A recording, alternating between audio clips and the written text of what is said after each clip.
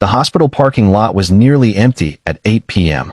Roman Steele stood under the fluorescent lights, keys in hand, watching his 8-year-old son Ethan shuffle toward him through the automatic doors.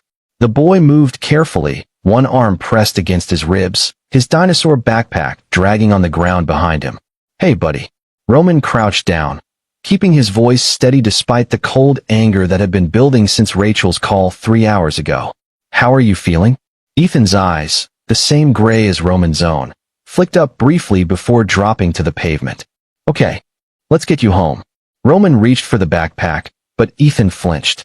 It was subtle, barely a movement, but Roman had spent 10 years as a crime scene investigator before switching to teaching forensic science at the state university. He noticed everything. The drive started in silence.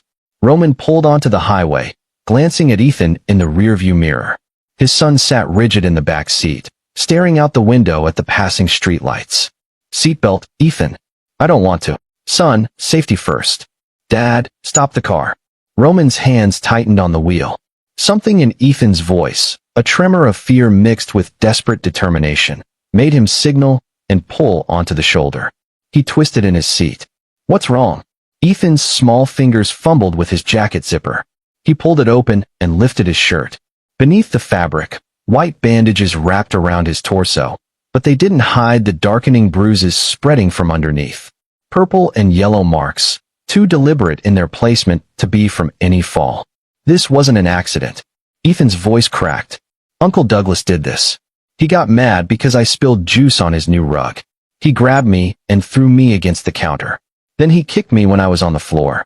Roman's vision narrowed. His breath came sharp through his nose. "But Dad, Grandma Ethel paid the doctor to say I fell down the basement stairs. I heard them talking. She gave him money in an envelope. And Mom." Ethan's eyes welled up. "Mom signed all the papers. She said it was better this way. She said we couldn't cause problems for Uncle Douglas because of his job." "What job?" Roman heard himself ask, his voice distant. "He's running for city council. Grandma keeps saying it's important." "Dad, if we go home there." The GPS chimed. Roman looked down at the screen. The route had changed.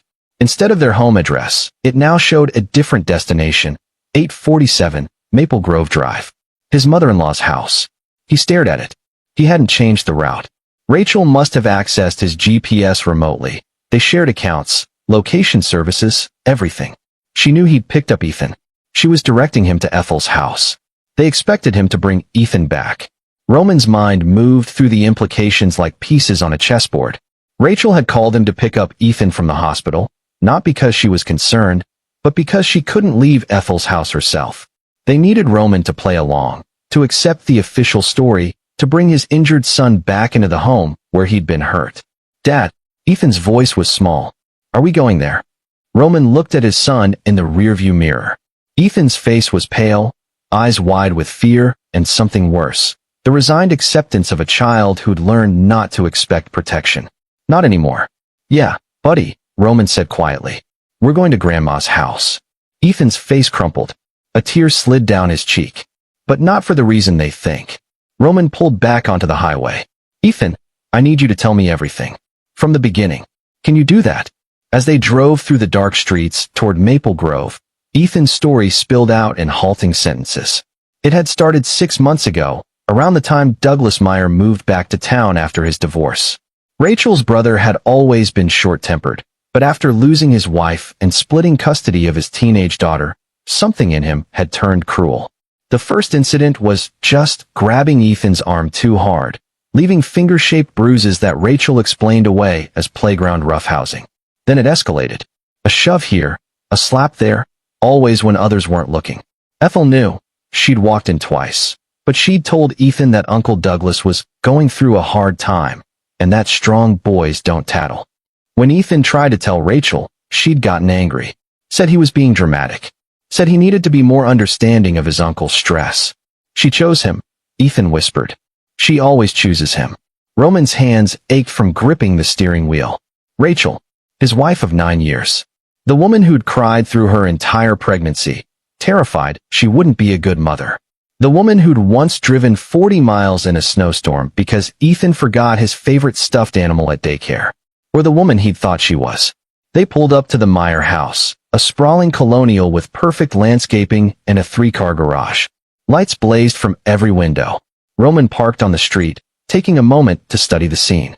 2 cars in the driveway, Rachel's silver sedan and Douglas's black pickup truck with the campaign bumper stickers. Meyer for council, a voice for families. Listen to me carefully, Roman said, turning to face Ethan. I'm going to go inside. I need you to stay in the car, doors locked. If anyone besides me tries to open the door, you honk the horn 3 times and call 911. Can you do that? Ethan nodded, clutching the phone Roman handed him. I'm not going to let anything else happen to you. I promise. Dad. Ethan's voice stopped him as he opened the door. Be careful. Uncle Douglas. He's different when he's angry. Like there's someone else inside him. Roman walked up the pristine pathway, past Ethel's prize-winning rose bushes. Through the front window, he could see them gathered in the living room. Rachel on the sofa, Ethel in her chair, and Douglas pacing in front of the fireplace, gesticulating as he talked.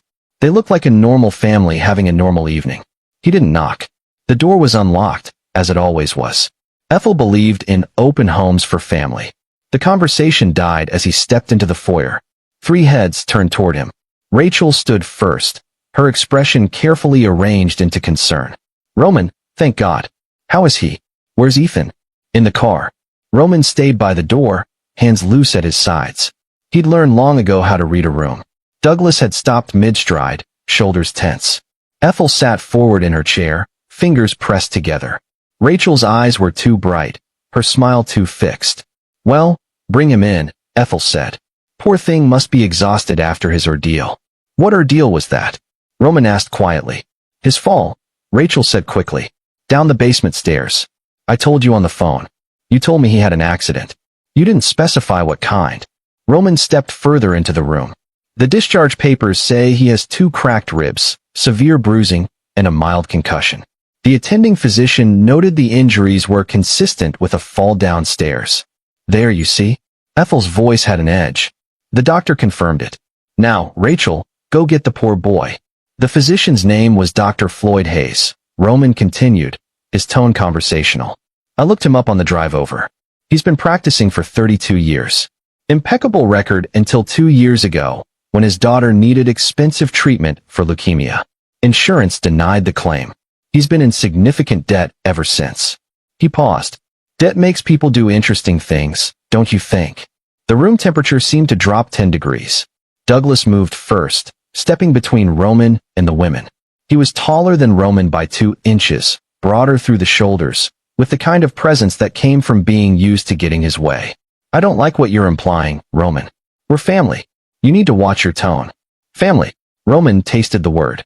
Is that what we call it when you beat an 8-year-old child? How dare you? Ethel surged to her feet. Douglas would never. Ethan told me everything. Roman's voice cut through her protest. The grabbing. The shoving. Today's assault that put him in the hospital. All of it. Rachel's face had gone white. Roman, Ethan is confused. He's been through trauma. Don't. The single word stopped her. Don't you dare use his trauma as an excuse when you helped create it. Now you listen here, Douglas said, voice rising. I've had about enough of this accusation. That boy is clumsy and careless. He's been difficult ever since he started at that new school. Rachel's been telling you for months that he needs discipline, but you're too soft. Today he was running around like a wild animal, and yes, he fell. That's not abuse, that's consequences. Roman studied Douglas. The man's face was flushed, his hands curled into fists. But there was calculation in his eyes too. He was testing, seeing how hard he could push. The bruises on his torso, Roman said, are in the shape of adult fingers. The pattern of his ribs fracturing is consistent with blunt force trauma from a kick, not a fall. I spent 10 years analyzing crime scenes. I know the difference. You're not an investigator anymore, Ethel snapped. You're a teacher. You have no authority here. No, Roman agreed. But I have a duty. As a father. As a mandatory reporter. As someone who took an oath to protect the innocent. Rachel moved toward him, her expression pleading. Roman, please. Think about what you're doing. Douglas is about to win the city council seat. This is his chance to make a real difference in our community. If you make accusations, if you cause a scandal, it'll destroy everything he's worked for. There it was. The truth laid bare. His son's safety mattered less than Douglas Meyer's political ambitions. And that's why you signed the papers, Roman said. Why you went along with bribing a doctor. Why you're trying to gaslight an 8-year-old into believing his abuse was his own fault. Stop calling it abuse. Douglas's voice boomed. I was disciplining him. Someone has to teach the boy respect. Rachel asked me to help because you've turned him into a spoiled, weak. Get out of my way. Something in Roman's voice made Douglas hesitate. Roman walked past him, heading for the stairs. He needed evidence. Medical records, photos, anything they might have here. Where do you think you're going? Ethel demanded. Rachel's old room. That's where she said Ethan was staying during visits. Roman took the stairs 2 at a time. Behind him, he heard Rachel cry out and footsteps pounding after him. Ethel's house was a shrine to her children, Rachel and Douglas. Photos covered every wall, documenting their childhoods, their achievements, their perfect family moments. Roman had always found it excessive but harmless. Now, as he moved through the hallway, he saw those photos differently. Rachel at 7, standing stiffly beside her smiling mother. Douglas at 10, his hand on young Rachel's shoulder, his grip visibly tight even in the picture. Rachel at 13, her eyes somehow older than her years. He pushed open the door to what had been Rachel's childhood bedroom. It was preserved like a museum. Pale pink walls, white furniture, stuffed animals arranged on shelves. And there, on the small desk, was a first aid kit. An extensive one. Roman opened it. Bandages, antiseptic, pain medication, bruise cream. All recently used. Roman, stop. Rachel stood in the doorway, breathing hard. You're making this into something it's not. He turned to face her. When did it start? When did what start? When did your brother start hurting you? Rachel's face went rigid. I don't know what you're talking about. These photos on the wall. I've looked at them 100 times, but I never really saw them. Roman gestured to the frames. You're afraid in every single one after age 6. And Douglas is always touching you. Always in control. You're insane, Rachel whispered, but her hands were shaking. Your mother knew then too, didn't she? Just like she knows now. She chose him then. She taught you to choose him too. Roman's voice gentled. Rachel, this doesn't have to continue. We can stop it. Together. We can protect Ethan. Protect him from what? Douglas filled the doorway, blocking any exit. From learning how the real world works? From understanding that actions have consequences? From becoming like you, Roman said. Douglas smiled. It didn't reach his eyes. Ethan needs a strong male role model. You're too wrapped up in your books and your theories. Rachel knows this. That's why she brings him here. That's why she trusts me with his development. You fractured his ribs. I disciplined him. And if you try to make trouble, you'll find out exactly how this town works. Douglas stepped into the room. I have friends, Roman. The police chief is supporting my campaign. The district attorney's wife is on my volunteer team. Dr. Hayes isn't the only professional who understands how to be flexible with documentation. You're a college professor with a history of anxiety issues. Rachel told me all about the therapy you needed after leaving the police force. Who do you think people will believe? The threat hung in the air. Roman measured the distance between them, calculated angles and leverage points. Douglas outweighed him, but weight wasn't everything. Roman had training. He could end this confrontation in seconds, but not without consequences that would hurt Ethan more. I want my son, Roman said.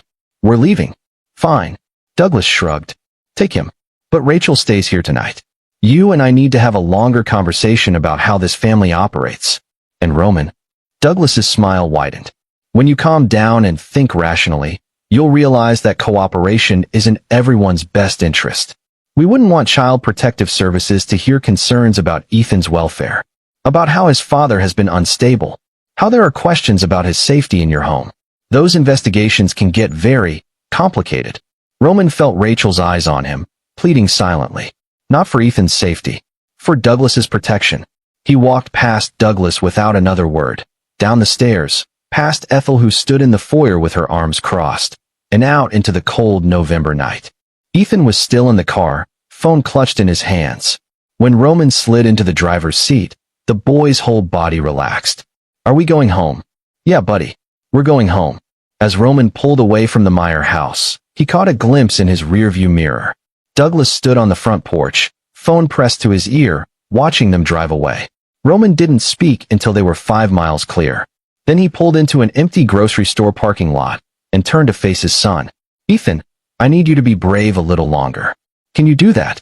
Are they going to take me away from you? The question cut through Roman like glass. Not if I can help it. But I need to ask you something important. Has Uncle Douglas ever hurt you in any other way? Touched you inappropriately? Ethan shook his head quickly. No, just the hitting and pushing. But Dad. He bit his lip. I think he used to hurt Mom. When she was little. She has scars on her back. I saw them once when we were at the pool. When I asked her about them, she got really upset and said I should never mention them again. Roman felt something cold settle in his chest. The pieces were forming a picture he didn't want to see but couldn't ignore. One more question. Has anyone else ever been hurt at Grandma's house? Other kids? Ethan thought for a moment. Uncle Douglas's daughter, Vanessa. She stopped visiting last year. I heard Grandma and Uncle Douglas fighting about it.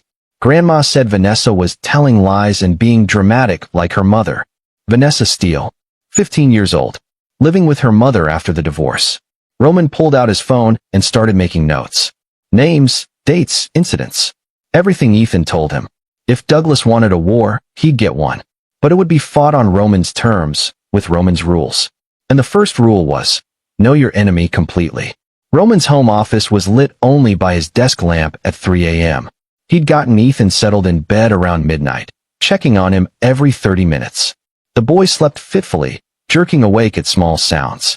Now Roman sat surrounded by papers, his laptop open to multiple tabs.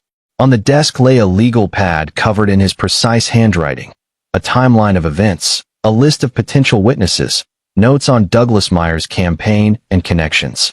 He'd started with the obvious, Douglas's divorce records. They were sealed, which was interesting. Most divorces were public record unless there were specific circumstances, usually involving abuse allegations. Roman made a note to find Douglas's ex-wife, Kristen Meyer. Next, he pulled Douglas's campaign finance reports. Public information, all filed with the city clerk's office. Douglas had raised $87,000 for his city council race, an unusually large sum for a local election. His top donors included 3 construction companies, 2 real estate developers, and a coalition called Citizens for Family Values. Roman clicked through to the coalition's website. Generic stock photos of smiling families, vague mission statements about protecting traditional values and supporting strong communities. The leadership board included Ethel Meyer as founding member. Of course, his phone buzzed. A text from Rachel. We need to talk. Tomorrow. Alone. He ignored it. Instead, he opened a new search, Dr. Floyd Hayes. The physician's office was in a medical building near the hospital. Roman cross-referenced the address with property records. The building was owned by Hammond Development LLC. He traced Hammond Development through 3 shell companies before finding the actual owner, a partnership that included Douglas Meyer. So Douglas didn't just bribe the doctor. He was the doctor's landlord. Roman sat back, pinching the bridge of his nose. This went deeper than he'd thought. Douglas had spent years building a network, creating leverage, positioning himself as untouchable. But everyone had weaknesses. Roman just had to find them. He picked up his phone and scrolled through his contacts, stopping at a name he hadn't called in 3 years, Austin Schaefer. They'd worked together when Roman was still with the police, before the shooting that ended his career as an investigator and sent him into therapy. Austin had gone on to become a private investigator specializing in background checks and surveillance. The call went to voicemail. Austin, it's Roman Steele. I need help with something. It's urgent. Call me back. Then he opened a new document and began typing. Not a police report. Not a legal complaint. A profile. Subject, Douglas Meyer. Age, 38. Occupation, commercial real estate developer, city council candidate. Known associates, Ethel Meyer, mother, Rachel Steele née Meyer, sister. Background, raised in affluent household. Father Richard Meyer died when Douglas was 14, cause of death listed as heart attack. Mother Ethel Meyer took control of family finances and businesses. Douglas attended State University, dropped out junior year. Married Kristen Osborne at 23, divorced at 37. One daughter, Vanessa Meyer, age 15, custody shared but primarily with mother. Pattern of behavior, escalating violence toward family members, particularly children. Demonstrates classic characteristics of narcissistic personality disorder, grandiosity, need for control, lack of empathy. Uses financial power and social connections to intimidate and silence victims. Current threat level, high. Subject has law enforcement connections, medical professionals in his network, and financial resources to fight legal challenges. Subject is preparing to escalate threats against Roman Steele and may attempt to weaponize CPS against him. Recommended action, document everything. Build alternative support network. Locate other victims. Expose subject before he can consolidate power through political office. Roman saved the file and started a new one. This one was titled simply, Evidence. Over the next 2 hours, he compiled everything he had. Photos of Ethan's injuries, taken in the hospital bathroom before discharge. Screenshots of the GPS rerouting. A recording he'd made on his phone during the confrontation at Ethel's house. Illegal in their state without consent, inadmissible in court, but useful for his own planning. Notes from Ethan's statement, documented with timestamps. It wasn't enough. Not yet. But it was a start. As dawn broke over the city, Roman heard Ethan stirring. He closed his laptop and went to check on his son, finding the boy sitting up in bed, hugging his knees. Can't sleep? Roman sat on the edge of the bed. I keep dreaming about them coming to get me. Ethan's voice was small. Dad, what's going to happen? I don't know yet, Roman admitted. But I promise you this. I'm not going to let them hurt you again. Whatever it takes. Mom called you, didn't she? I saw your phone light up. Yeah. What did she say? She wants to talk. Ethan looked up, his gray eyes meeting Roman's. She's not going to help us, is she? The question broke Roman's heart because he knew the answer. No, buddy. I don't think she is. Why? The word came out as a whisper. Why doesn't she love me enough? Roman pulled his son into a careful hug, mindful of his injuries. This isn't about love, Ethan. Your mom? She's trapped in something that started a long time before you were born. She was hurt too, and she never learned how to break free. So she keeps repeating the same patterns, protecting the people who hurt her, because that's all she knows. That's not fair. No, it's not. I don't want to see her anymore. Roman held his son tighter. Let's take this one day at a time, okay? Right now, you're safe. That's what matters. But even as he said it, Roman knew they weren't truly safe. Not yet. Douglas had made that clear. This was just the beginning of something that would get much worse before it got better. His phone buzzed again. This time it was Austin Schaefer returning his call. Give me 10 minutes, Roman told Ethan. Then I'll make us breakfast. Chocolate chip pancakes. Ethan managed a weak smile. With extra chips? Always. Roman stepped into the hallway and answered the call. Austin, thanks for getting back to me. Roman Steele.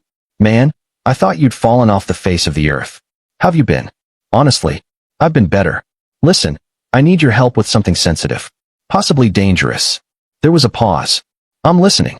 My son was assaulted by his uncle. My wife and her mother covered it up, bribed a doctor to falsify records. The uncle is Douglas Meyer. He's running for city council, has connections throughout the city including law enforcement. He's threatened to use CPS against me if I pursue this. Jesus, Roman. I need to know everything about him. His business dealings, his divorce, his campaign finances, any and all skeletons in his closet. And I need to find his ex-wife and daughter. I think there might be other victims. This is the kind of investigation that could get ugly fast. Are you sure you want to go down this road? Roman glanced back toward Ethan's room. I don't have a choice. Okay, send me everything you have so far. I'll start digging. But Roman, be careful. Men like this, men with power and connections, they don't go down easy. And they don't fight fair. Neither do I, Roman said. Not anymore. After ending the call, he stood in the quiet hallway of his home, listening to the sounds of suburban morning, birds chirping, a neighbor's car starting, the distant hum of traffic. Everything normal. Everything the same as it had been yesterday. Except nothing would ever be the same again. Roman had spent 3 years trying to build a peaceful life after leaving police work.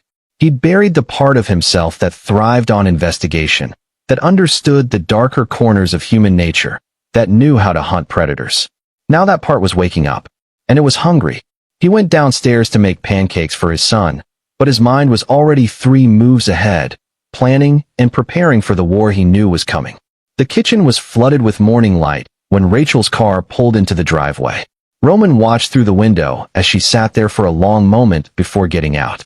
She looked exhausted, her hair pulled back messily, still wearing yesterday's clothes. She didn't knock. She had a key. Roman. Her voice echoed through the house. We need to talk. Ethan appeared at the top of the stairs, eyes wide. Roman gestured for him to stay upstairs. Then he turned to face his wife. Rachel stood in the living room, arms wrapped around herself. I know you're angry. Angry doesn't begin to cover it. Just listen. Please. She moved closer. I know how this looks. But you don't understand the whole situation. Douglas has been through so much with the divorce, losing his business partner, the stress of the campaign. He's not himself right now. And yes, what happened to Ethan was wrong. But it's not. It's not what you think. What I think, Roman said carefully, is that your brother broke our son's ribs, and you helped him cover it up. What part of that am I misunderstanding? It was an accident. Douglas was frustrated, and Ethan was being difficult, and things got out of hand. But it won't happen again. Douglas is getting help, seeing a therapist. When did that start? Before or after he put an 8-year-old in the hospital? Rachel flinched. You're twisting everything, making it sound like child abuse. Because that's what it is, Rachel. That's the legal definition. That's the reality you're trying so hard to deny. Don't you dare lecture me about reality. Her voice rose. You think you know everything because you used to be a cop?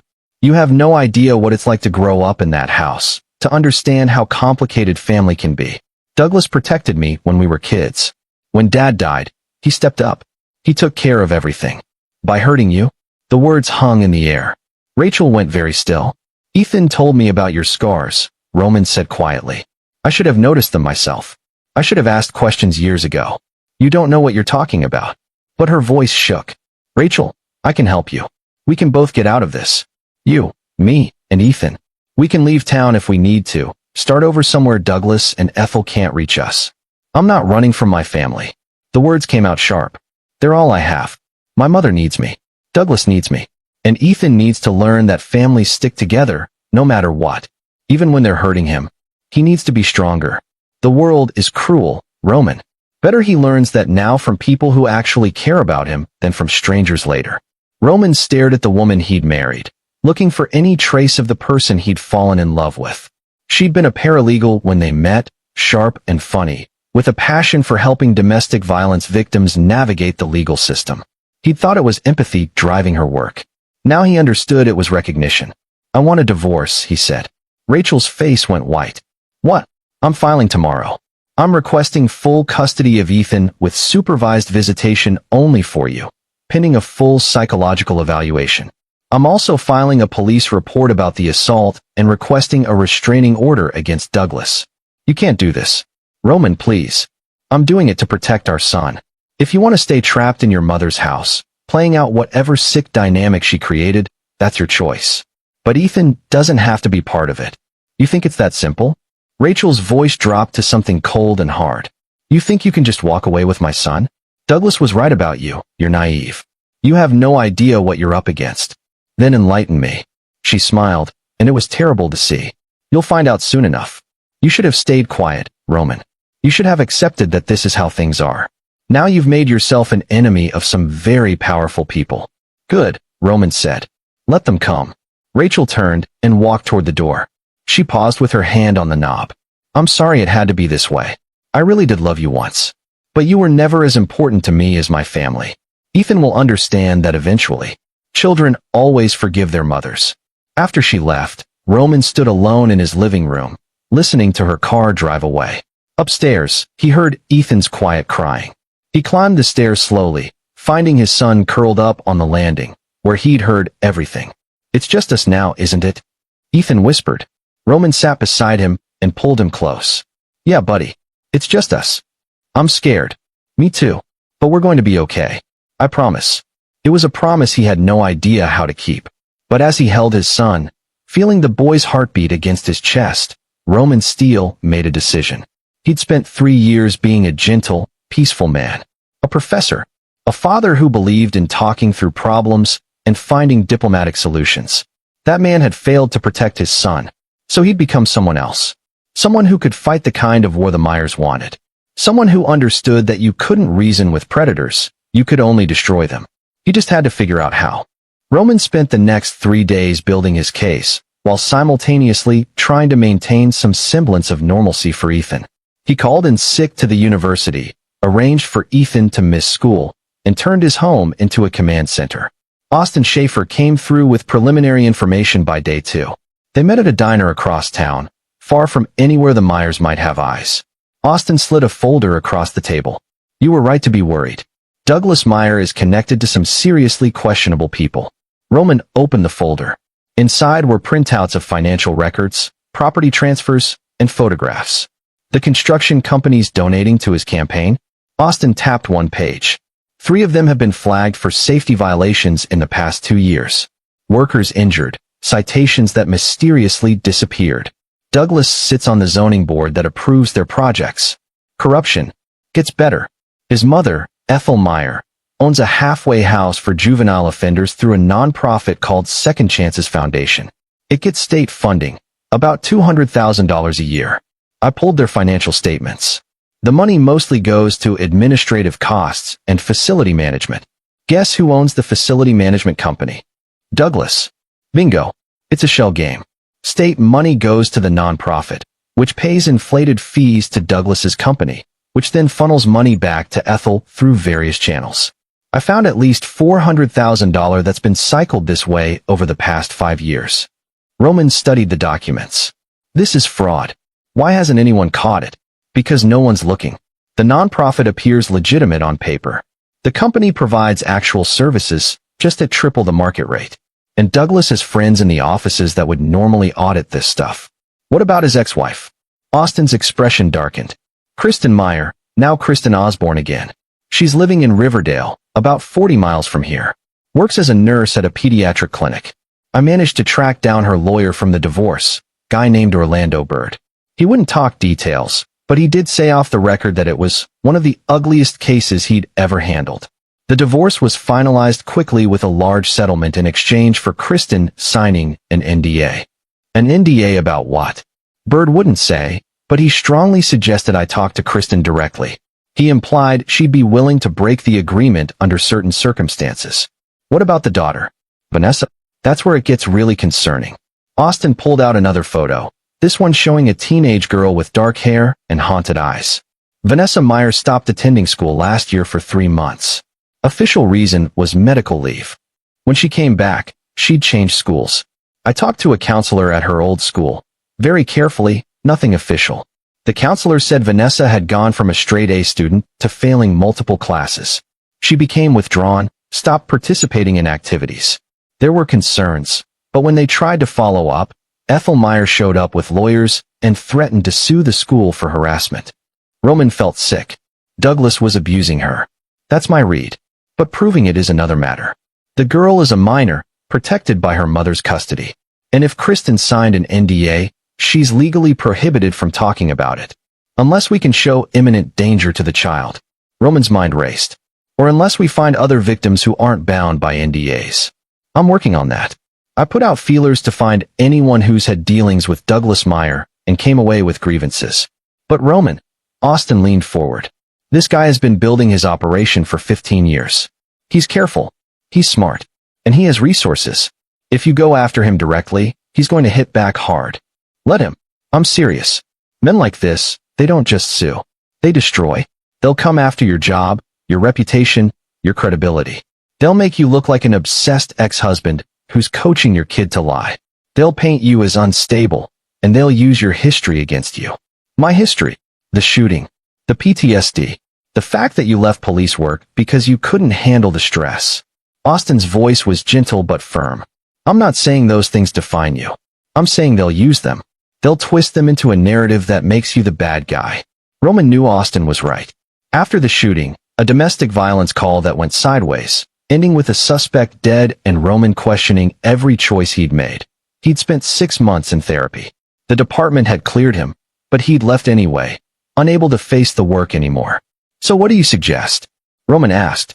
You need leverage. Something so damning that Douglas can't spin it. Something public that forces other people to act, so it's not just your word against his. The financial fraud. Maybe, but that's white-collar crime. It'll take years to investigate and prosecute.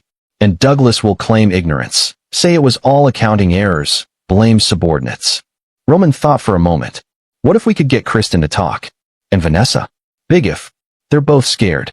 Kristen signed away her right to speak. Vanessa is still partially under Douglas's control through custody arrangements. But if there were other victims? Other families? If we could show a pattern? Now you're thinking like an investigator again. Austin smiled. I've been digging into the Second Chances Foundation. That halfway house. I found 3 families who complained about their kids being mistreated there. The complaints were dismissed as troublemakers causing problems. But one mother, Lucia Booker, she's been trying to get someone to listen for 2 years. Her son claimed staff members at the facility were physically abusive. When she complained, CPS investigated her for making false allegations. Roman's hands tightened on his coffee cup. They weaponized the system against her. Just like they're threatening to do to you. But here's the thing. Lucia Booker documented everything. Photos, recordings, medical records. She's been building a case even though no one would listen to her. I need to talk to her. I'll set it up. But Roman, tread carefully. These people have already lost faith in the system. If you approach them and then can't deliver, you'll do more harm than good. I won't let that happen. Austin studied him for a long moment. You've changed. The Roman I knew 3 years ago wouldn't have taken this fight. He would have tried to work within the system, trust the institutions. The Roman from 3 years ago didn't have a son to protect. Roman closed the folder. And he hadn't yet learned that sometimes the system is the problem. They parted ways with Austin promising to gather more information and arrange a meeting with Lucia Booker. Roman drove home, his mind churning through possibilities and plans. He found Ethan in the living room, playing a video game, but without much enthusiasm. The boy's ribs were healing, but the emotional wounds were fresh and raw. He flinched at loud noises. He checked the locks on doors multiple times a day. He woke up screaming from nightmares. Hey buddy, how are you feeling? Okay. The standard answer. Ethan paused the game. Dad, are we really going to be okay? Roman sat beside him. I'm working on it. But I need you to be patient with me. This is going to take time. How much time? I don't know. But Ethan, I need to ask you something important. There might come a time when you have to tell your story to other people. Maybe a judge, maybe a social worker. Are you ready for that? Ethan's face went pale. Will I have to see them? Uncle Douglas and Grandma Ethel. Maybe. I'll do everything I can to protect you. But I'll do it. The words came out firm despite Ethan's fear. If it means they can't hurt other kids, I'll do it. Roman pulled his son into a careful hug, overwhelmed by the boy's courage. 8 years old, and already braver than most adults Roman knew. You're amazing, you know that? I learned from you, Ethan said quietly. That night, after Ethan fell asleep, Roman returned to his office. He had a new message from Austin, a name and phone number. Lucia Booker had agreed to meet. But there was also an email from the university. The subject line read, regarding your employment status. Roman's stomach dropped as he opened it. The dean's message was professional but cold. We've received concerning information about your personal situation. Given the nature of the allegations and the need to protect the university's reputation, we're placing you on administrative leave pending an internal review. Please do not return to campus or contact students until this matter is resolved. Someone had reached the university already. Someone had made sure Roman would be isolated, unemployed, and vulnerable. He picked up his phone and called Rachel. She answered on the first ring. You told them, he said without preamble. I didn't have to. Douglas has friends everywhere. Roman, I warned you. They can't fire me without cause. They won't fire you. They'll just make your life difficult until you resign. That's how these things work. Is that what happened to you? Roman asked. When you tried to stand up to him before, did he make your life difficult until you fell back in line? Silence. Rachel, it's not too late. You can still. Don't. Her voice broke. Don't try to save me. I'm not worth saving. What about Ethan? Ethan will be fine. Children are resilient. He'll forget all about this eventually. No, he won't. And you know it. Because you never forgot what Douglas did to you. Rachel hung up. Roman sat in the darkness of his office, feeling the walls closing in. They were attacking his employment, his credibility, his support system. This was psychological warfare, designed to isolate him and make him give up. But they'd made a critical mistake. They thought he was still the man who'd fled from violence, who'd chosen peace over confrontation. They didn't understand that a peaceful man pushed far enough doesn't surrender. He becomes dangerous.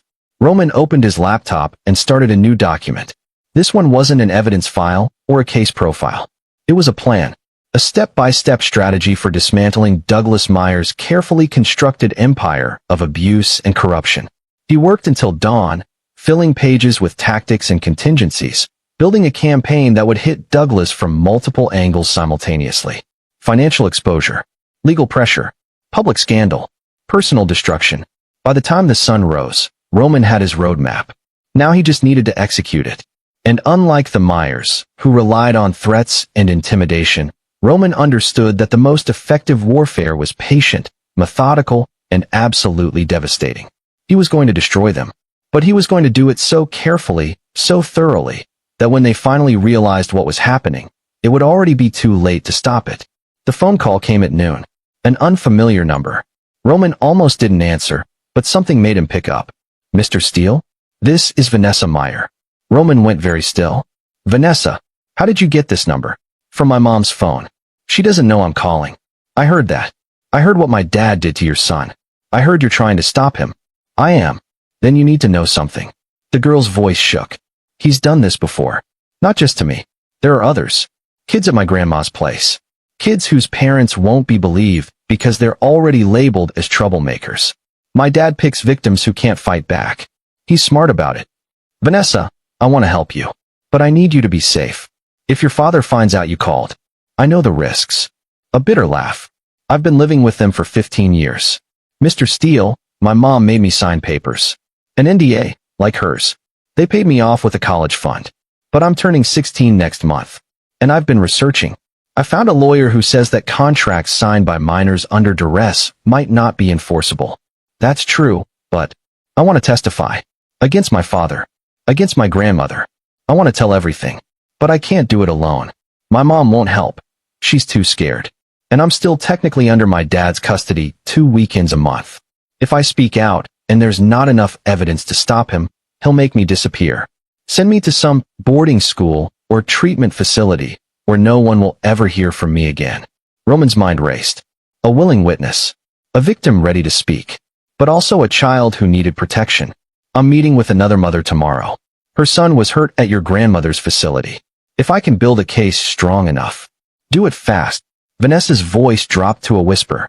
Because my dad just filed a motion to get full custody of me.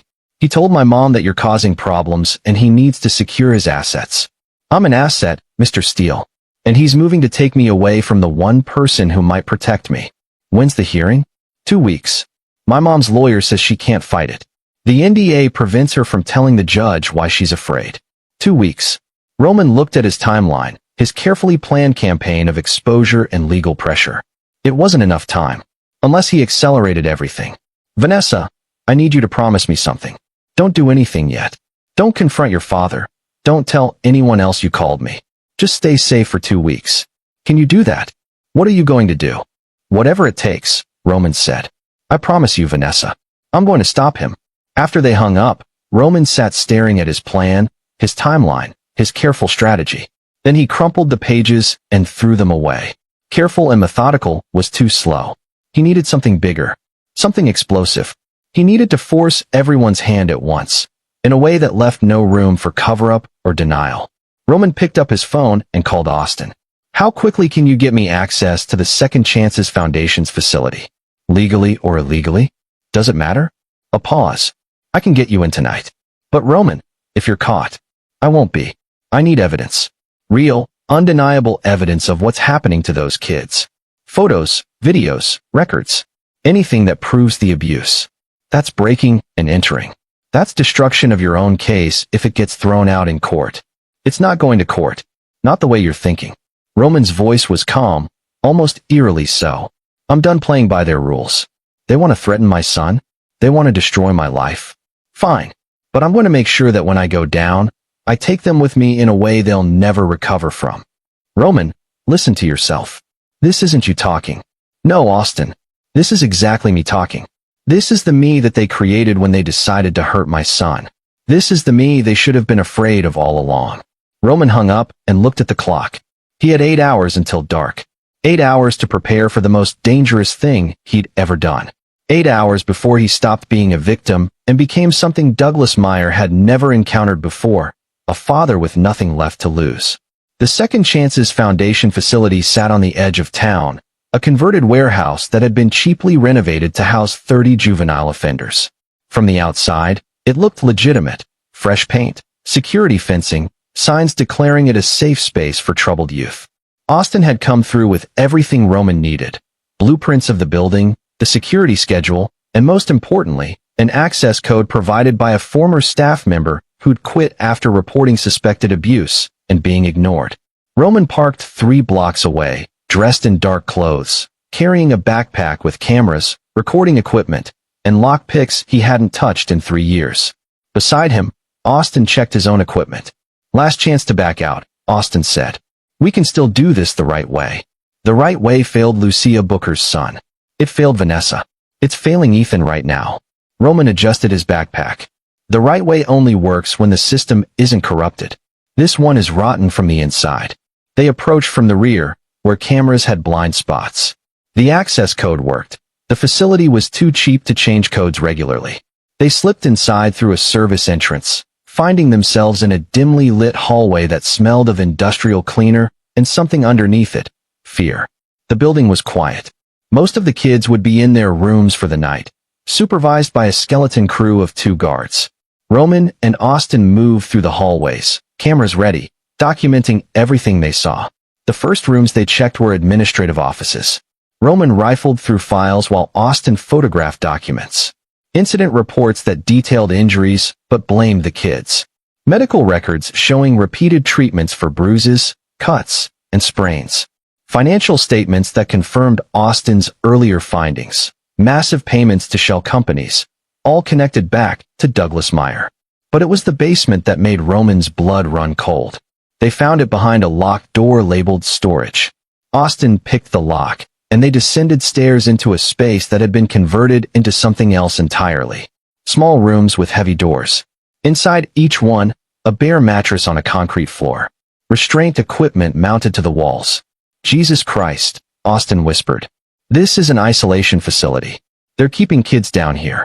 Roman photographed everything, his hands shaking with rage. This wasn't just corruption or abuse. This was systematic torture disguised as juvenile rehabilitation. In one room, they found scratches on the wall. Messages carved with fingernails or smuggled objects. "Help us. Tell my mom I'm sorry. I want to go home." Roman took photos of each one. Evidence of suffering that no court could ignore. They were about to leave when they heard footsteps above. Someone had come in early for the night shift. Roman and Austin froze, weighing their options. "There's another exit." Austin pointed to the building plans on his phone. "Emergency access on the east side." They moved quickly but carefully, avoiding the main corridors. But as they reached the exit, Roman heard something that stopped him cold: a child crying. "Roman, we have to go," Austin urged. But Roman was already moving toward the sound. He found a room at the end of the hallway, locked from the outside. Through the small window, he could see a boy, maybe 10 years old, curled on the floor. "We can't just leave him," Roman said. "We also can't rescue him without getting caught. Roman, if they find us here, then they find us." Roman tried the door. Locked, but with a simple key mechanism. He pulled out his picks. "This is insane." "I know." Roman worked the lock, feeling it give. But what kind of person walks away? The lock clicked. Roman opened the door, and the boy looked up with terrified eyes. "It's okay," Roman said softly, crouching down. "I'm not going to hurt you. What's your name?" "Sean," the boy whispered. "Sean, how long have you been in here?" 2 days. They said I was being punished for talking back." "Locked in this room for 2 days? With no food or water?" Sean nodded toward a corner where there was a single water bottle. "They gave me that." Roman felt something snap inside him. He took photos of Sean, of the room, of the water bottle. Then he looked at Austin. "Call 911. Anonymous tip about child endangerment. Give them this address." "Roman, do it. Now." While Austin made the call, Roman stayed with Sean, talking quietly to the boy, getting his story. Sean had been sent to Second Chances after shoplifting. He'd been here 3 months. The abuse was routine, systematic. The isolation rooms were used for any minor infractions. Some kids had been down there for a week at a time. "Where's the staff member who's supposed to be watching you?" Roman asked. "Usually just one guy at night. Mr. Vince." He doesn't check the basement. He just watches TV in the office. Roman heard sirens in the distance. Sean, police are coming. Tell them everything you told me. Everything. And tell them about the other kids who've been hurt here. Can you do that? The boy nodded. Roman and Austin slipped out the emergency exit just as police lights lit up the street. They made it back to the car without being seen, but Roman's heart was pounding, not from fear, but from the realization of what he'd just done. He'd just blown up Douglas Meyer's operation. The police would find Sean. They'd investigate the facility. They'd uncover the abuse, the illegal isolation rooms, the whole operation. And Douglas would know exactly who had done it. You just started a war, Austin said as they drove away. Good, Roman replied. I was tired of waiting. His phone buzzed. A text from an unknown number. I know what you did. You're going to regret this. D. Meyer. Roman showed it to Austin, who swore. How the hell does he know already? He probably has someone in the police department who tipped him off about the call. Roman deleted the message. Doesn't matter. What matters is that we have evidence now. And by tomorrow morning, so will the press. The press. Roman pulled a flash drive from his pocket. Copies of everything we documented tonight. I'm sending it to every news outlet in the state. By noon tomorrow, Douglas Meyer's Foundation will be front-page news. That's not how this is supposed to work, Roman. You're supposed to give evidence to authorities. The authorities are compromised. You said it yourself. Douglas has friends in law enforcement. But he can't control every journalist. And once it's public, once everyone knows what's happening in that facility, it won't matter who he's friends with. The pressure will be too great to ignore. Austin was quiet for a moment. Then he laughed, short and sharp. You know what? You're right. Screw procedure. These bastards deserve everything coming to them. They drove back to Roman's house, where they spent the next 2 hours formatting the evidence and preparing press releases. Roman sent packages to 12 different news outlets, from local stations to national networks. Subject line: City Council candidates, Family Foundation tortures children. The evidence was damning. Photos of the isolation cells. Documents showing financial fraud. Medical records proving systematic abuse. And most importantly, testimony from victims, Sean, Lucia Booker's son, and others Austin had found. Roman hit send at 2 a.m. and sat back, feeling something like peace settle over him. What now? Austin asked. Now we wait for Douglas to make his next move. And we prepare for the counterattack. But Roman already knew what Douglas's next move would be. The man was predictable in his arrogance. He'd try to attack Roman directly, to destroy his credibility before the story gained traction. Roman was counting on it. Because he had one more piece of evidence he hadn't shared yet. One more weapon in his arsenal that he'd been saving for exactly the right moment. The recording from his phone on the night at Ethel's house. Douglas's own words, threatening to weaponize CPS. Rachel's admission that they'd bribed Dr. Hayes. All of it preserved in digital format. It wasn't admissible in court. But court wasn't where this battle was going to be won. This was about public opinion. About destroying Douglas's reputation so completely that he'd never recover. And Roman was just getting started. The story broke at 6 a.m. Roman woke to his phone exploding with notifications. News alerts, messages from colleagues, emails from reporters requesting interviews. The headline on the state's largest newspaper read, Council Candidates Foundation under investigation for child abuse. By 8 a.m., police had raided the Second Chances Foundation. By 10 a.m., Douglas Meyer's campaign had released a statement denying all knowledge of wrongdoing and blaming rogue employees. By noon, Roman had received 3 death threats and 1 visit from a lawyer representing Ethel Meyer, demanding he cease and desist from harassment and defamation. Roman let the lawyer talk, then calmly handed him a flash drive. Give this to your client. Tell her she has 24 hours to shut down the foundation, resign from all board positions, and make a public apology to every child who was harmed. If she doesn't, I release the rest of my evidence to the press, including financial records showing she personally profited from the abuse. The lawyer's face went red. You're making a terrible mistake. I've made lots of mistakes, Roman said. Trusting your clients was one of them. Not protecting my son sooner was another. But this, he gestured to the flash drive. This is the first right thing I've done in months. So take the deal to Ethel. 24 hours. After the lawyer left, Roman checked on Ethan. The boy was in his room, headphones on, deliberately avoiding the news. Roman had tried to shield him from the worst of it, but Ethan wasn't stupid. He knew something big was happening. "Dad," Ethan looked up as Roman entered. "Are people going to know what happened to me?" "Not unless you want them to. I kept your name out of everything. The story is about the foundation, not about you. But Uncle Douglas knows. And Grandma. And Mom. Yeah, they know. Are they going to come here?" It was the question Roman had been dreading. Because the honest answer was probably yes. Douglas Meyer was cornered, humiliated, and watching his political career disintegrate in real time. Cornered predators were the most dangerous. "I've taken precautions," Roman said, which was true. He'd installed new locks, security cameras, and had Austin conducting irregular drive-bys to watch the house. And the police know what's happening. They're watching Douglas closely. What he didn't tell Ethan was that some of those same police officers were Douglas's friends. That Roman trusted them about as far as he could throw them. His phone rang. "Rachel." Roman stepped into the hallway before answering. "What do you want?" "I want you to stop." Her voice was thick, like she'd been crying. "Roman, you've destroyed everything. Douglas is finished. His campaign is over. The foundation is being shut down. Mother is facing criminal charges. Everything our family built was built on the backs of abused children," Roman said coldly. "I don't have any sympathy." "What about sympathy for me? For your wife? You stopped being my wife the moment you chose them over Ethan." "I never chose," she choked on the words. "You don't understand. You can't understand what it's like to be caught between. I understand perfectly. You were abused. You're still being abused. And instead of breaking the cycle, you're perpetuating it. That's on you, Rachel. Not on Douglas. Not on Ethel. On you." Silence. "I'm filing the divorce papers today," Roman continued. "I'm requesting full custody with supervised visitation only. Given what's come out about your family, I don't think any judge will have trouble granting it. I'll fight you. Go ahead. Every detail will come out in court. Every bruise, every lie, every bribe. Is that really what you want?" More silence. Then, quietly, "I hate you." "No, you don't. You hate yourself.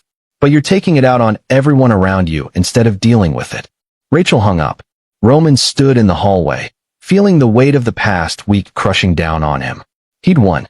The evidence was public, Douglas's career was over, and Ethan was safe. So why did he feel like this was just the beginning? The answer came at 4 p.m., when Austin called with an urgent warning. "Douglas is on the move. My contact at the police department says he's been asking questions about you. Your schedule, your routines, where you take Ethan." "Roman, I think he's planning something. Let him come. I'm serious. This guy has nothing to lose now. He could be dangerous. I'm counting on it." Roman looked out the window at the quiet suburban street. "Austin, I need you to do something for me. I need you to make sure Ethan is somewhere safe. Somewhere Douglas can't find him." "What are you planning?" "Douglas wants a confrontation. I'm going to give him one. But on my terms." "Roman, can you keep Ethan safe or not?" A long pause. "Yeah. I have a friend with a cabin upstate. No one knows about it. I can take Ethan there tonight." "Do it. I'll tell him it's a short camping trip. Keep him away from all media. And Austin, if something happens to me, nothing's going to happen to you. If it does, you have copies of everything. Every piece of evidence, every recording. You make sure it all comes out. You make sure Ethan gets justice, even if I'm not around to see it." "Jesus, Roman. What are you going to do?" "Whatever I have to." Roman spent the evening packing a bag for Ethan, explaining that Austin was taking him on a surprise camping trip. The boy was excited despite everything. He'd always loved camping. "When will you come join us?" Ethan asked as they loaded his bag into Austin's car. "Soon, buddy. I just have to take care of a few things here first." "You promise?" Roman crouched down to Ethan's eye level. "I promise. And Ethan, I love you. No matter what happens, remember that I love you more than anything in this world." Ethan hugged him tight. "I love you too, Dad." Watching them drive away was one of the hardest things Roman had ever done. But Ethan needed to be safe. Because what was coming next would be ugly. Roman went back inside, double-checked his security cameras, and sat down to wait. He didn't have to wait long. At 9 p.m., a car pulled up outside. Roman watched through the cameras as Douglas Meyer got out, walked calmly to the front door, and knocked. Roman took a deep breath, checked the recording devices he'd hidden throughout the house, and answered. Douglas looked terrible. Unshaven, eyes bloodshot, suit rumpled. But there was something else in his expression too. A cold, focused rage that made Roman's instincts scream warnings. "We need to talk," Douglas said. "There's nothing to talk about. Let me in, Roman. Unless you want your neighbors to hear what I have to say." Roman stepped aside, letting Douglas enter. He kept his distance, staying near the door, ready to move if necessary. Douglas walked into the living room, looking around. "Where's Ethan?" "Safe. Far away from you." "Smart." Douglas turned to face him. "You know, I underestimated you. I thought you were just some weak academic who'd fold under pressure. I was wrong. Is that what you came here to tell me?" "I came here to offer you a deal." Douglas sat on the couch uninvited. "You've destroyed my campaign." "Fine. The foundation is finished." "Fine. But this doesn't have to go any further. You withdraw your divorce petition. You stop cooperating with investigators. You issue a public statement saying you overreacted, that you misunderstood what was happening. In exchange, I leave town. I give up custody of Vanessa. I disappear from your life. And if I say no?" Douglas's smile was sharp. "Then I do what I should have done from the beginning. I eliminate the problem." "Is that a threat?" "It's a promise." Douglas stood, moving closer. "You think you've won. You think exposing me makes you safe. But you're forgetting something important, Roman. I have nothing left to lose. My career is over. My reputation is destroyed. The woman I thought was my sister has turned out to be just another traitor in this family. So what's stopping me from just ending this? From making sure you never testify, never cause me another problem?" Roman felt adrenaline flood his system. This was it. The moment he'd been preparing for. "You want to know what's stopping you?" Roman said quietly. "The fact that every word you've said in the past 2 minutes has been recorded by 5 different devices hidden in this room. The fact that if you lay one hand on me, you'll spend the rest of your life in prison instead of just facing financial crimes." Douglas's face went white, then red. "You're recording this conversation?" "Just like I recorded the conversation at Ethel's house. The one where you threatened to weaponize CPS against me. The one where Rachel admitted to bribing Dr. Hayes. I have all of it, Douglas. Every threat, every admission. And if anything happens to me, it all goes to the police and the press automatically. You son of a..." Douglas lunged. But Roman was ready. He sidestepped, letting Douglas's momentum carry him into the wall. Then Roman moved in close, using techniques he'd learned in police training, immobilizing Douglas's arms. "Stop," Roman said firmly. "It's over. You've lost." But Douglas wasn't done. He twisted, breaking free, swinging wildly. His fist connected with Roman's jaw, sending pain exploding through Roman's head.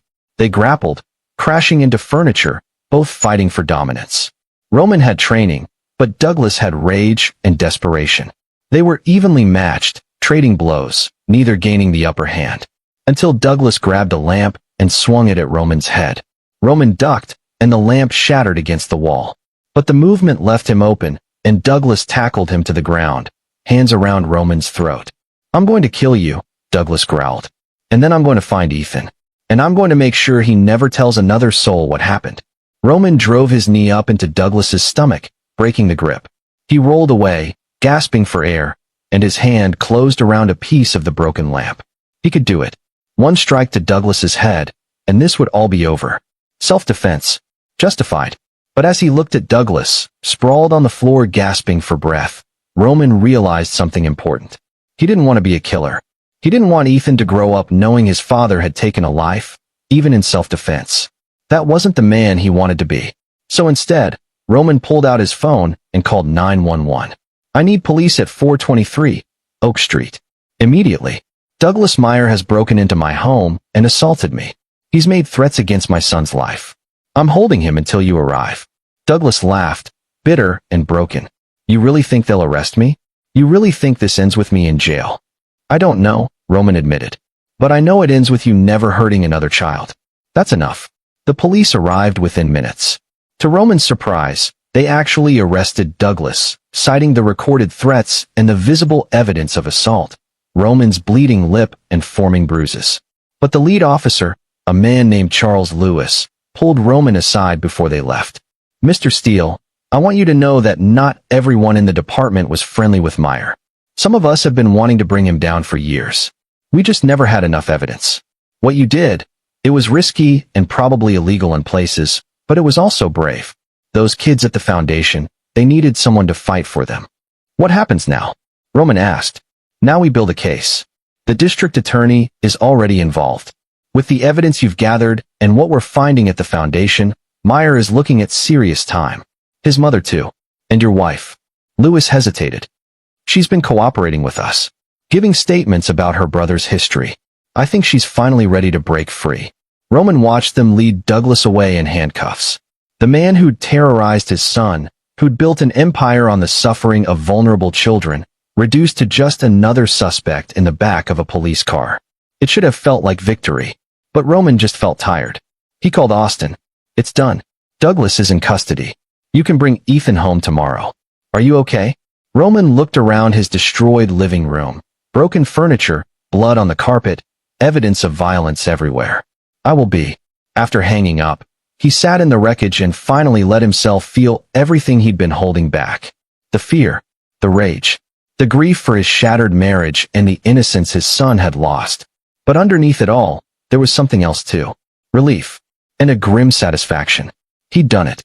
He'd protected his son. He'd stopped a predator. And he'd proven that even when the system failed, even when the powerful seemed untouchable, one person with enough determination could make a difference. It had cost him his marriage, his job, and nearly his life. But watching Douglas Meyer's smug face finally show fear as the police read him his rights, that was worth everything. The trial took 8 months to prepare. In that time, Roman's life slowly began to rebuild. The university reinstated him after reviewing the evidence and issuing a public apology. Students who'd heard about what he'd done treated him like a hero, though Roman felt uncomfortable with that label. He'd just done what any father should do. The divorce from Rachel went through quickly. She didn't fight the custody arrangement, too consumed with her own legal troubles. She'd been granted immunity in exchange for testifying against Douglas and Ethel, but the process of confronting her past was destroying her. She'd entered a trauma treatment facility and asked not to see Ethan until she'd fixed herself. Roman didn't know if that day would ever come, but he left the door open, just in case. Vanessa Meyer had become a regular visitor to their home. The girl had been freed from her father's custody and was living full-time with her mother, Kristen. She'd also broken her NDA to testify, and her courage had inspired other victims to come forward. By the time the trial started, prosecutors had testimony from 17 different victims spanning 15 years. The courtroom was packed on the first day. Roman sat in the gallery, Ethan beside him. The boy had insisted on being there, wanting to watch justice be served. Douglas Meyer was led in wearing an orange jumpsuit, his hands cuffed.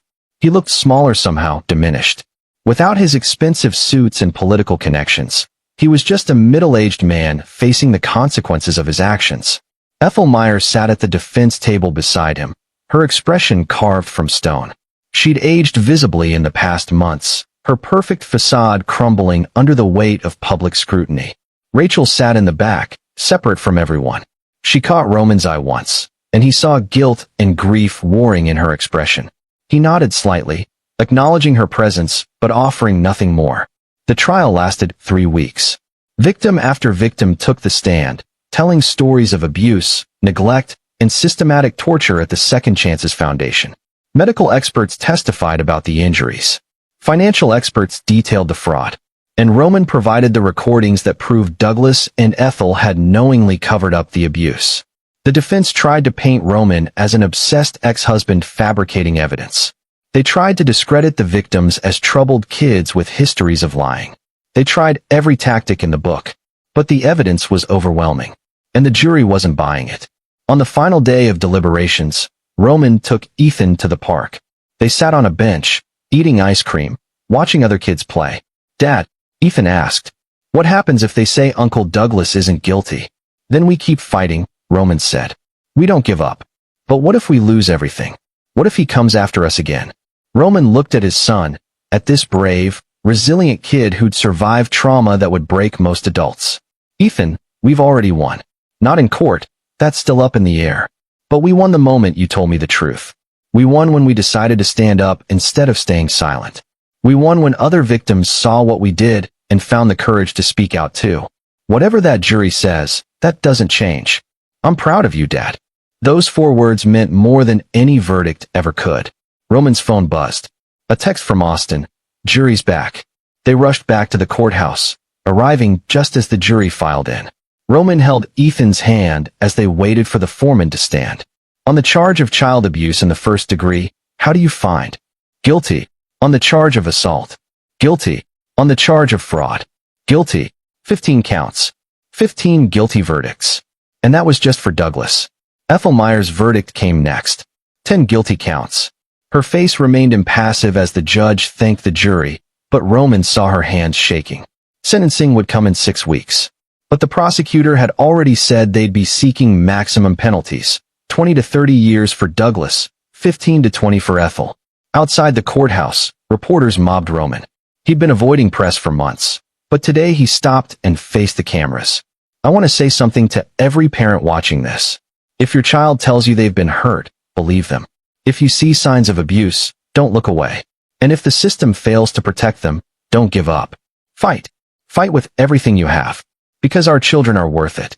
Questions flew at him, but Roman turned away, leading Ethan through the crowd. They'd said enough. Done enough. Now it was time to heal. That night, Roman tucked Ethan into bed and sat on the edge of the mattress, like he had every night for 8 years. It's really over, isn't it? Ethan asked. Yeah, buddy. It's really over. I don't know. Not happy exactly. But lighter? Like I've been carrying something heavy and finally put it down. That's healing, Roman said. It's a process. It'll take time. But we have time now. All the time in the world. Dad, I want to help other kids. Like me. Like the ones from the foundation. I want them to know they're not alone. Roman felt his throat tighten. You know what? I think that's a great idea. When you're older, we'll figure out how to make that happen. Promise. Promise. After Ethan fell asleep, Roman went downstairs and poured himself a drink. He stood at the window, looking out at the quiet street, thinking about everything that had happened. 8 months ago, he'd been a different person. Content in his peaceful life, teaching his classes, raising his son, married to a woman he thought he knew. Then one hospital visit shattered it all. But from that destruction had come something unexpected, clarity, purpose, and the understanding that sometimes peace wasn't the absence of conflict, but the result of fighting for what mattered. His phone rang. Vanessa, Mr. Steele? I just wanted to say thank you. For everything. My mom and I watched the verdict together. We both cried. But they were good tears, you know? Like finally something was right in the world. You were the one who was brave enough to speak out. Vanessa, you did this as much as anyone. Yeah, but you started it. You showed everyone that fighting back was possible. That we didn't have to just accept what they did to us. She paused. I'm going to be okay, I think. My therapist says I have PTSD and it'll take years to work through. But I'm going to do it. I'm going to have a normal life. And it's because you refused to let them win. After they hung up, Roman sat in the darkness, letting himself finally feel the full weight of what they'd accomplished. Douglas Meyer would spend the rest of his productive years in prison. Ethel Meyer would die behind bars. The Second Chances Foundation was being dismantled, its victims receiving counseling and compensation. And most importantly, a system that had protected abusers was being exposed and reformed. It wasn't perfect. It wasn't complete. But it was justice. And for the first time in months, Roman felt like he could breathe. He finished his drink and headed upstairs, pausing outside Ethan's door to watch his son sleep peacefully. No nightmares tonight. No fear. Just a kid dreaming about the future. Roman had given that to him. Had fought for it. Bled for it. Nearly died for it. And he'd do it again in a heartbeat. Because that's what fathers did. They protected their children. No matter the cost. Smiling, Roman went to bed, ready to face whatever tomorrow brought. The war was over. They'd won. And finally, they could start living again. 6 weeks later, Roman stood in the courtroom one final time for sentencing. Douglas Meyer received 25 years. Ethel Meyer received 18 years. Neither showed remorse. As they were led away, Douglas caught Roman's eye and mouthed 2 words. I'll remember. Roman mouthed back, so will I. But the difference was, Roman would remember this as the time he saved his son and countless other children. Douglas would remember it as the time he lost everything to a man he'd underestimated. Outside, Roman found Ethan waiting with Austin and Vanessa. The 4 of them stood together, a makeshift family forged in trauma but bound by something stronger, survival. Ice cream, Roman suggested. Definitely, Ethan said, grinning.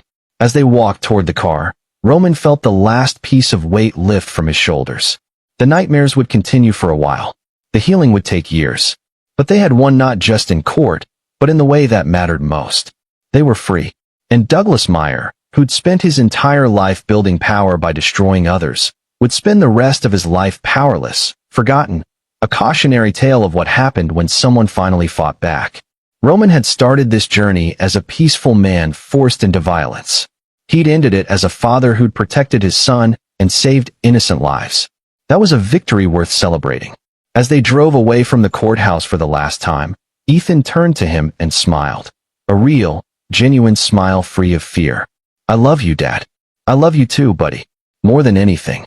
And for Roman Steele, that was the only verdict that truly mattered. This is where our story comes to an end. Share your thoughts in the comments section. Thanks for your time. If you enjoy this story, please subscribe to this channel. Click on the video you see on the screen, and I will see you there.